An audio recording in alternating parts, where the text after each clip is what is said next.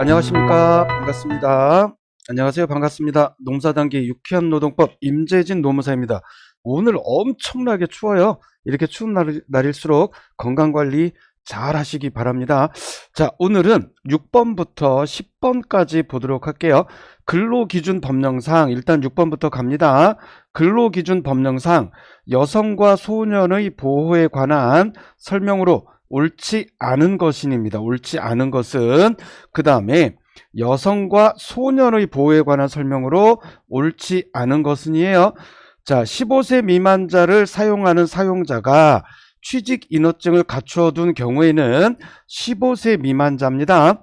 취직인허증을 갖추어 둔 경우에는 가족관계 기록상에 관한 증명서와 친권자나 후견인의 동의서, 증명서와 친권자나 후견인의 동의서를 갖추어 두지 않아도 된다. 이거 옳은 지문입니다. 자, 요거 살짝 올리고 밑에 해설을 보도록 할게요. 자, 근기법 시행령 제36조 제2항 15세 미만인 자를 사용하는 사용자가 취직인허증을 죄송합니다. 갖추어 둔 경우에는 법 제66조에 따른 가족관계 기록상에 관한 증명서와 친권자나 후견인의 동의서를 갖추어 둔 것으로 본다. 간주 규정이죠. 자, 이해가 되셨죠? 그 다음 2번으로 갑니다. 사용자는 취직인허증이 못 쓰게 된 경우에는 고용노동부령입니다. 대통령령이 아니고 고용노동부령으로 정하는 바에 따라 지체 없이 재교부 신청을 하여야 한다. 올바른 지문이죠. 요거 이런 것들 이제 우리가 대통령령 이렇게 바꿔놓을 수도 있죠. 요거 아닙니다. 오케이. 사용자는 임신 중의 여성이 명시적으로 임신 중의 여성입니다. 임신 중의 여성이 명시적으로 청구하는 경우로서 고용노동부 장관의 인가를 받은 경우 휴일에 근로하게 할 수 있다. 명시적으로 청구하는 경우 고용노동부 장관 인가 그리고 휴일에 근로하게 할 수 있다. 임신 중인 여성이 명시적으로 청구하는 경우입니다. 이거는 우리 근기법 70조 제2항 제3호에 이렇게 나와 있는데 요 근기법 70조 제2항을 꼭 참조하시고 관련된 내용들을 함께 외우시기 바랍니다. 자, 그러면 4번은 이게 틀린 지문이에요. 생후 1년 미만의 유아를 가진 여성 근로자가 생후 1년 미만이죠. 생후 1년 미만의 유아를 가진 여성 근로자가 청구하면 1일 2회 각각 60분 이상의 무급이 아닙니다. 유급 수유 시간을 주어야 한다. 여기서 뭐가 틀렸을까요? 그렇죠. 이거죠. 1일 2회 각각 30분 이상입니다. 어디 갔냐? 요 60분이 틀렸다. 30분입니다. 그 다음. 자, 위로 살짝 올립니다. 5번. 사용자는 관리감독 업무를 수행하기 위하여 일시적으로 일시적으로 필요한 경우 여성을 갱내에서 근로시킬 수 있더라. 자, 근로기준법 제72조인데요. 요거를 살짝 올리고 보겠습니다. 사용자는 여성과 18세 미만인 사람을 갱내에서 근로시키지 못한다. 다만 단서 조항이 중요하죠. 다만 보건, 의료, 보도, 취재 등 대통령령입니다. 대통령령으로 정한 업무를 수행하기 위하여 일시적으로 필요한 경우에는 그러하지 아니하다. 자, 근로기준법 제42조 제42조 대통령령이니까 시행령이죠. 자, 갑니다. 여성과 18세 미만인 자를 일시적으로 갱내에서 근로시킬 수 있는 업무는 다음 각호와 같다.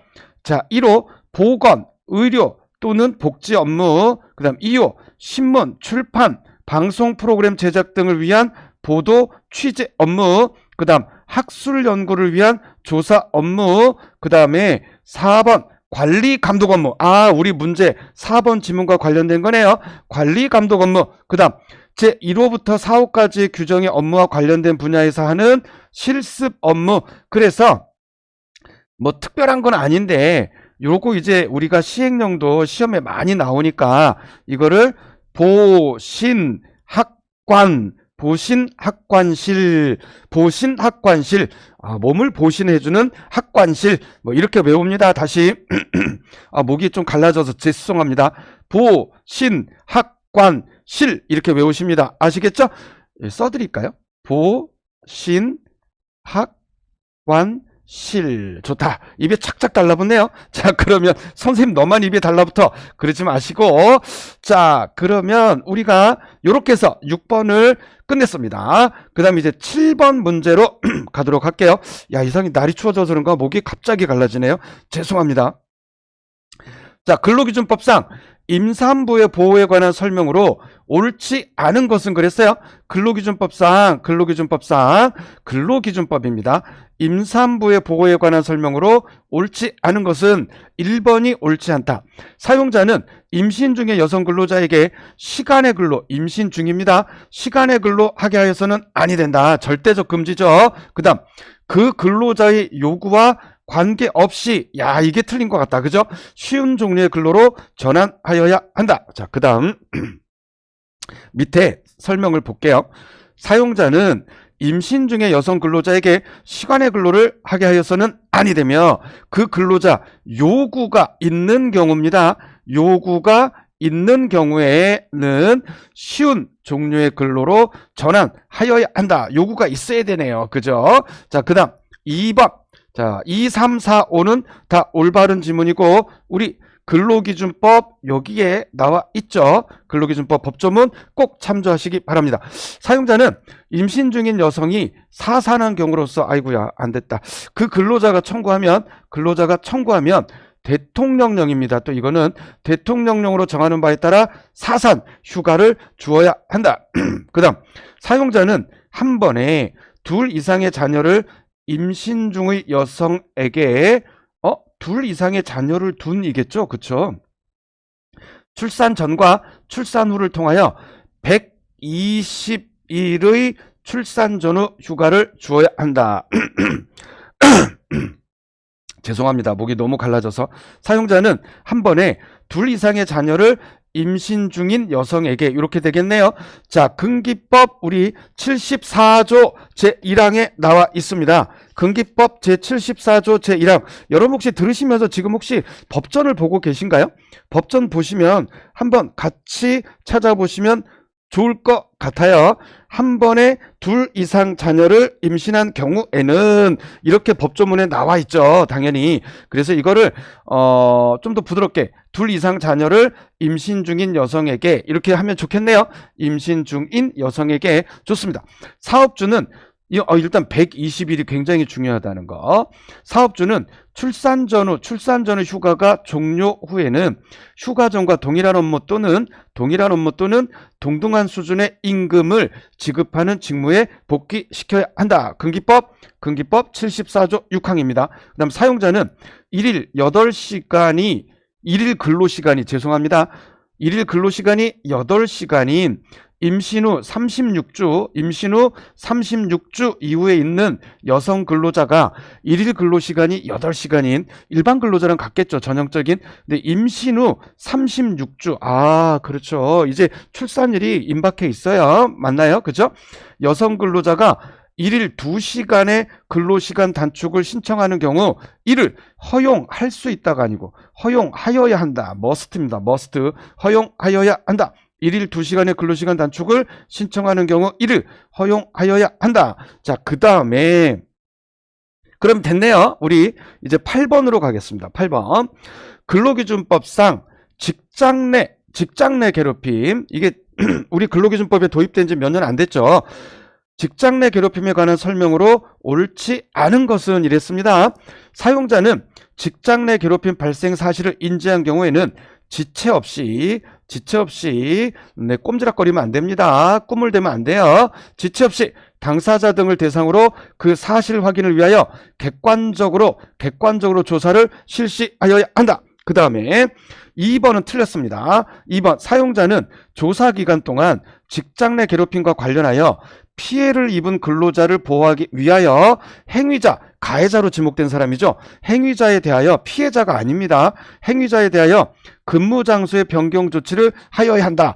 자, 요 단어가 틀렸습니다. 요 단어가 틀렸다. 아시겠죠? 자, 그럼 볼게요. 뭐가 틀렸는지. 근기법 제76조의 3 제3항. 사용자는 조사기간 동안 피해를 입은 근로자 또는 피해를 입었다고 주장하는 근로자, 이하 피해 근로자 등이라 하는데 를 보호하기 위하여 필요한 경우 해당 피해 근로자 등에 대하여입니다. 아시겠죠? 해당 피해 근로자 등에 대하여 근무 장소의 변경. 그렇죠. 보세요. 근무 장소의 변경 조치. 이거는 행위자가 아니라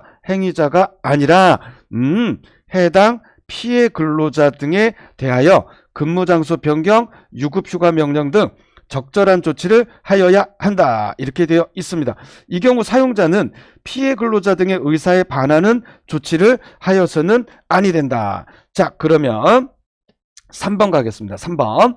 직장 내 괴롭힘 발생 사실을 조사한 사람은 해당 조사 과정에서 알게 된 비밀을 피해자 등의 의사에 반하는 경우에도 비밀을 피해자 등의 의사에 반하는 경우에도 이렇게 돼 있어요. 관계기관의 요청에 따라 필요한 정보를 제공할 수 있다. 관계기관이라는 말이 들어갔어요. 자, 우리 근기법 76조의 3 제7항 요거를 한번 보도록 할게요. 자, 이렇게 가야 되겠네요. 잠깐만요. 오케이. 근기법 76조의 3 제7항 비밀을 요거는 법조문이 그냥 이렇게 적혀만 있고 법조문이 따로 있진 않아요. 여러분 찾아보시면 이 비밀을 피해자 등의 의사에 반하는 경우에도 관계기관 요청에 따라 필요한 정보 제공할 수 있습니다. 아시겠죠? 자, 그 다음에 법조문을 여기다 넣은 줄 알았는데 안 넣네요. 자, 그 다음 4번. 근로자는 직장에서의 지위 또는 관계 등의 우위를 이용하여 업무상 적정 범위를 넘느냐 안 넘느냐가 직장 내 괴롭힘 판단하는 주요 기준 중에 하나입니다. 업무상 적정 범위를 넘어 다른 근로자에게 신체적, 정신적 고통을 주거나 근무 환경을 악화시키는 행위를 하여서는 아니 된다. 사용자가 직장 내 괴롭힘의 금지를 위반하여 직장 내 괴롭힘을 한 경우에는 1천만 원 이하의 과태료를 부과한다. 사용자가 직장 내 괴롭힘을 한 경우, 아이고 못된 사용자다. 그죠? 자, 그러면 우리 9번으로 가도록 하겠습니다. 뭐가 이렇게 낙서가 됐어요? 아이고 죄송합니다. 네, 제가 뭘 잘못 체크했어. 근로기준법상 근로시간에 관한 설명으로 옳은 것은 이랬네요. 옳은 것은, 자, 이거는 탄력적 근로시간제에 대한 내용이 대부분인데 요거 탄력적 근로시간제가 있는 우리 근기법 제51조 2 요 부분 꼭 참조하시기 바랍니다. 요거 짤막하게 설명 강의라 여기서 다 길게 설명할 수는 없고, 여러분들 탄력적 근로시간제와 관련된 요 탄력적 근로시간제와 관련된 여러분들 교재를 꼭 찾아보시기 바랍니다. 법조문도 꼭 참고하시기 바랍니다. 자, 3개월 이내의 탄력적 근로시간제에 따라 근로자를 근로시킬 경우에는 근로일 종료 후 아이고 죄송합니다. 다음 근로일 개시 전까지 근로자에게 연속하여 11시간 이상의 휴식 시간을 주어야 한다. 아하, 뭐가 틀렸을까? 뭐가 틀렸냐면 보세요. 근로일 종료 후 다음 근로일 개시 전까지, 일이 끝나고 이제 다음 일을 시작할 때까지 연속해서 11시간 이상, 요거는 맞아요. 요건 맞는데 3개월 이내가 틀렸습니다. 3개월을 초과하는 탄력적 근로시간제에 해당하는 내용입니다. 그 다음 이것도 3개월 이내가 틀렸습니다. 볼게요. 보시면 3개월을 초과하는 탄력적 근로시간제, 초과죠, 초과.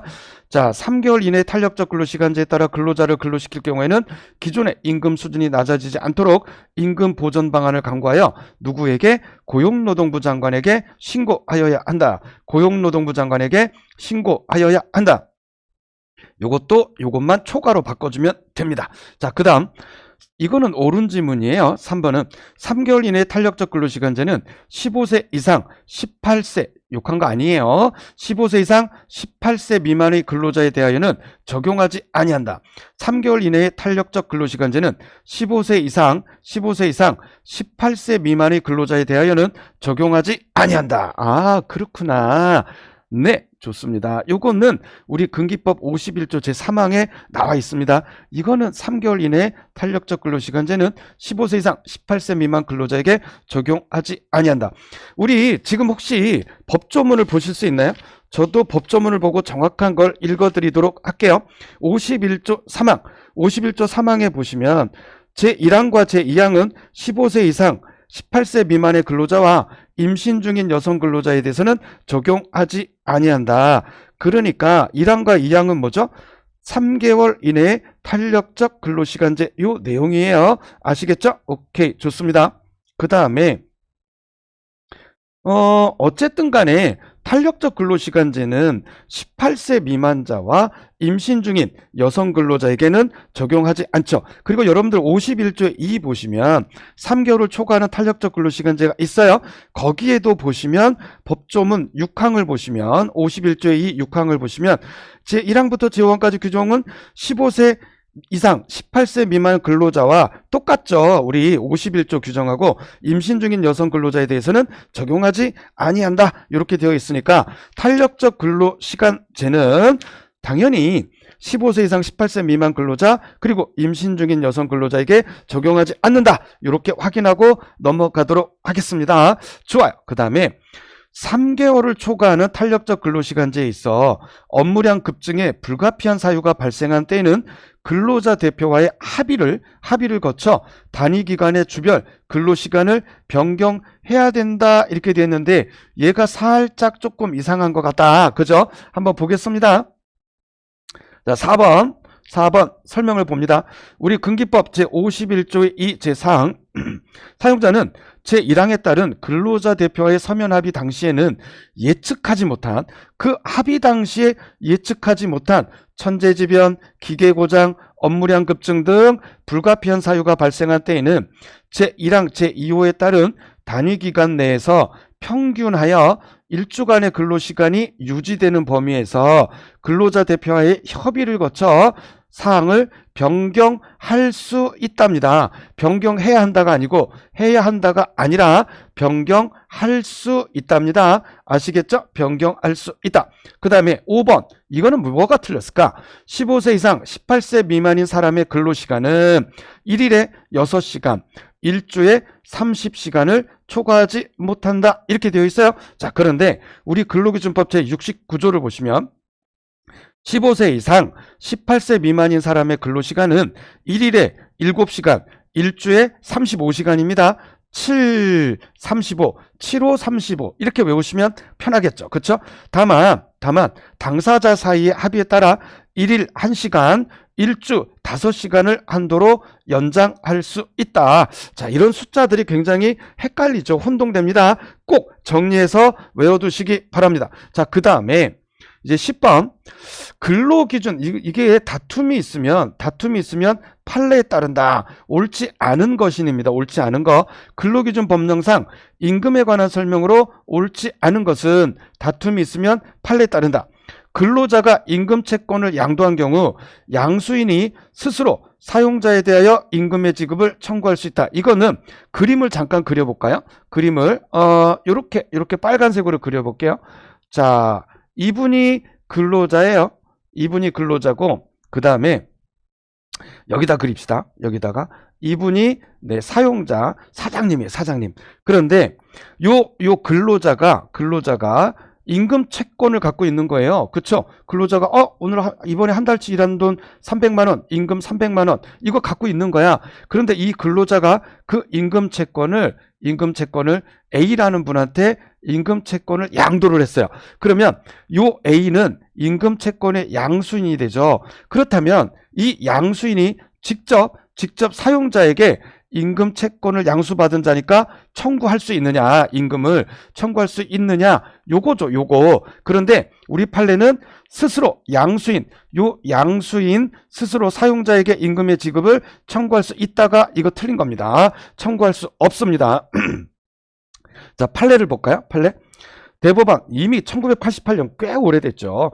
근로자가 임금 채권을 타인에게 양도한 경우에도 양수인에게 임금을 지급할 수 없습니다. 직접 근로자에게 지급해야 한다. 우리가 임금 지급의 4개 4대 원칙이 있죠. 그게 뭐냐면 정, 직, 전, 통입니다. 정기 지급, 직접 지급 이거네요. 그쵸? 직접 근로자에게. 그 다음 전액 지급, 그리고 통화 지급, 이렇게 정직 전통. 아예 하마터면 말을 잘못할 뻔했어요. 네. 뭐 다른 거 생각해도 헷갈릴 뻔했어. 큰일 날 뻔했네. 자, 그 다음에 나머지는 다 옳은 질문이죠. 자, 사용자가 근로자의 임금 지급에 가름하여 사용자가 제3자에 가지는 채권을 근로자에게 양도하기로 하는 약정은 전부 무효이다. 이거는 이제 또 뭐냐면, 잘 보세요. 이것도 그림으로 한번 그려볼게요. 좀 진하게 그립시다. 자, 이분이 사용자예요. 그리고 이분이 근로자예요. 근로자. 그런데 사용자가 근로자에게 지급할 뭐가 있어요? 임금이 있다고. 임금을 지급을 해야 돼. 그런데 이 사용자가 요 A한테 가지고 있는 채권이 있어요. 채권.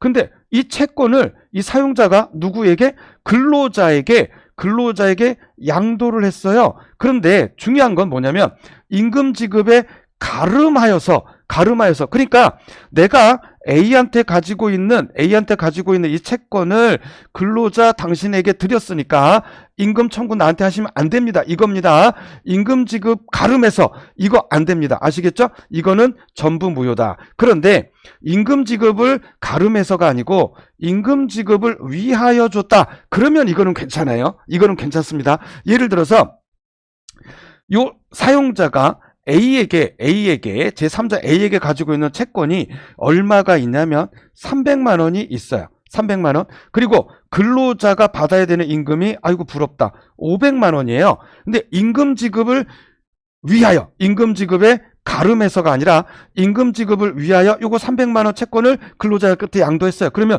근로자가 300만 원 주세요 라고 이렇게 300만 원 주세요 이랬더니 A가 싫어 이렇게 안 줬어. 그러면 근로자는 사용자한테 500만 원 청구할 수 있는 거죠. 그쵸? 그리고 300만 원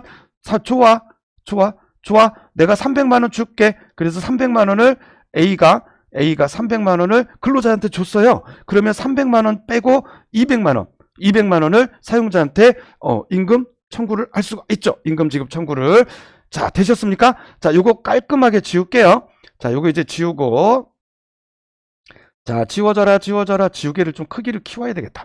자, 그 다음에 여러분들이 그래서 다시 한번 강조드릴 거, 문제 보실 때 이게 가름하여라고 되어 있으면 전부 무효다. 아시겠죠? 그 다음 사용자가 근로자에게 퇴직금 명목으로 지급한 금원 상당의 부당이득 반환 채권을 자동채권으로 하여 근로자의 퇴직금 채권을 상계하는 것은 퇴직금 채권의 2분의 1을 초과하는 부분에 해당하는 금액에 관하여만 허용된다. 예를 들어서 사용자가 매달 퇴직금 명목으로 50만 원씩 지급을 해서 이게 총액이 700만 원이에요. 총액이 700만 원. 그런데 근로자가 받아야 되는 퇴직금이 1000만 원이다. 1000만 원이에요. 그러면 퇴직금 명목을 우리가 퇴직금 중간정산은 합당한 사유 정해져 있어요. 몇 가지 사유가. 그런데 퇴직금 중간정산은 그때만 할 수가 있어요. 네, 법령에서 정하고 있는 퇴직금 중간정산 할 수 있는 그 경우에만 할 수 있지만 어쨌든 간에 사용자가 매달 50만 원씩 이렇게 퇴직금을 중간에 준 거예요. 중간정산 비슷한 거죠. 어떻게 보면. 그래서 이게 합쳐서 700만 원인 거야. 그렇다면 사장님 입장에서는 2번 주는 셈이 되죠. 퇴직금도 또 1000만 원을 줘야 된다면. 그러면 요 1000만 원에서 1000만 원입니다. 1000만 원에서 700만 원 빼고 300만 원만 줄 수 있는 거냐. 근데 이 문구를 보세요. 뭐라고 돼 있어요? 퇴직금 채권의 2분의 1을 초과하는 부분에 해당하는. 그러니까 요 중에서 무조건 500만 원은 보장해줘야 된다. 이 얘기죠. 그쵸? 무슨 말씀이신지 아시겠죠? 자, 그 다음에 이것도 또 지저분해졌네. 자, 그러면 요거 지울게요. 자, 지울게요. 다 이해되셨으니까 요거 지우겠습니다. 그 다음에 자, 4번 근로기준법에서 정한 통상임금에 산입될 수당을 통상임금에서 제외하기로. 법을 위반한 거네. 그쵸? 통상임금에서 제외하기로 하는 노사 간의 합의는 근로기준법에서 정한 기준과 전체적으로 비교하여 그에 미치지 못하는 근로조건이 포함된 부분에 한하여. 부분만 무효됩니다. 부분 무효예요. 전부 무효가 아닙니다. 하나여 무효로 된다. 아이고, 됐다. 좋습니다. 이해가 되셨죠? 오케이. 그 다음 근로자가 퇴직하여 더 이상 근로계약 관계에 있지 않은 상황에서 퇴직 시 발생한 퇴직금 청구권 이미 발생했어요. 이거를 나중에 포기하는 것은 허용됩니다. 그러나 퇴직 전에 사전에 포기하는 거 또는 부재수 합의 이런 건 안 됩니다. 안 됩니다. 거의 끝나갔는데 또 목이 갑자기 갈라져서 마지막 부분에서 예쁜 목소리가 아니어서 죄송합니다. 자, 그러면 좋아요. 됐습니다. 오케이. 나머지 다 판례 관련된 거 설명을 다 드린 것 같습니다. 그 다음에 강조드릴 거 요거 4번 꼭 기억하시기 바랍니다. 목이 메요. 꼭 기억하시기 바랍니다. 한 번 더 읽어드릴까요? 근로기준법에서 정한 통상임금에 산입될 수당, 뭐 A라는 수당이 이거 통상임금에 들어가야 되는데 이거를 제외하기로 노사 간에 합의를 했어. 이거는 그 근로기준법에서 정한 기준과 전체적으로 비교를 해봤을 때 그 기준에 미치지 못하는 근로조건이 포함된 부분 네, 하나여 무효가 되는 겁니다. 좋습니다. 자, 그러면 다음에 녹화할 때는 좀 더 아름다운 목소리로 녹화하도록 하겠습니다. 감사합니다. 노무사단기 유쾌한 노동법 임재진 노무사였습니다. 고생하셨습니다. 오늘도 화이팅 하십시오. 감사합니다.